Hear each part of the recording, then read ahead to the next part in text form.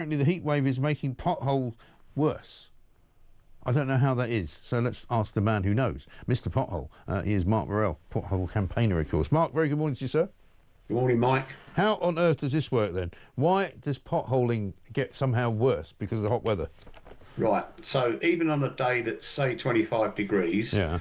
ambient temperature, tarmac can be 30 degrees higher because of the black colour. It soaks up heat, radiant heat. Yeah. So it starts melting at 50 degrees centigrade. So what happens then is you can get rutting, you can get stickiness. It can structurally make it unstable because when it cools after that, it becomes more brittle. Yeah.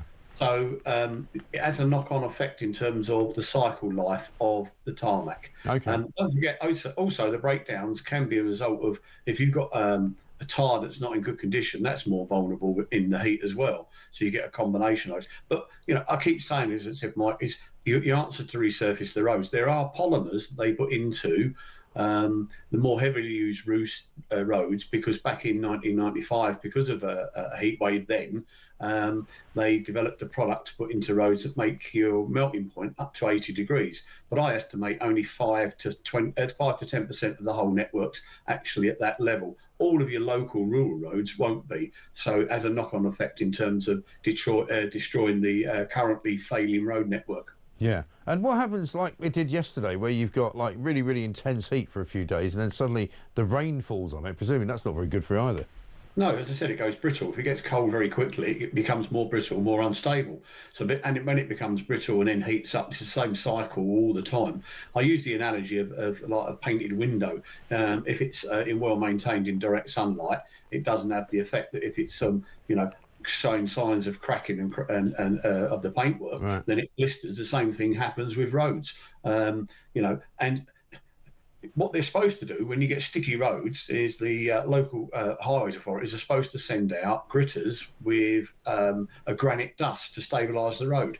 Well, I haven't seen many gritters out during the summer on our roads stabilising the roads. So therefore, they're just building up future problems as a result of that. Yeah. Absolutely. And I mean, in terms of the way that the economy's going, and we've got news today that GDP figures are showing that economic growth has completely slowed down because, business costs too much money, frankly, because of what the Labour government's done. I mean, I presume you're not particularly optimistic that the councils are going to have a load of money to spend on potholes this particular financial year. No, and it's just short-term thinking. It's estimated that badly maintained roads cost the UK economy £14.4 billion a year.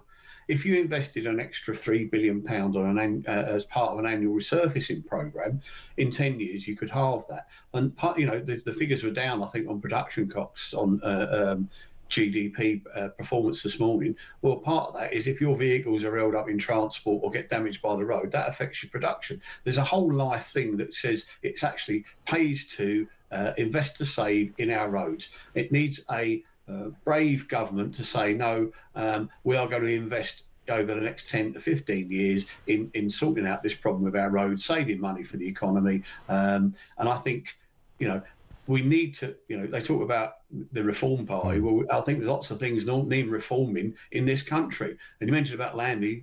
Perhaps the environmental should send environmental agencies to tell Landy to sling his hook because, he'd be fishing in potholes next, Mike. Yeah, absolutely right. And without a licence, no doubt. Absolutely. Well said, Mark. And Mr. Pothole Morrell, thank you very much indeed.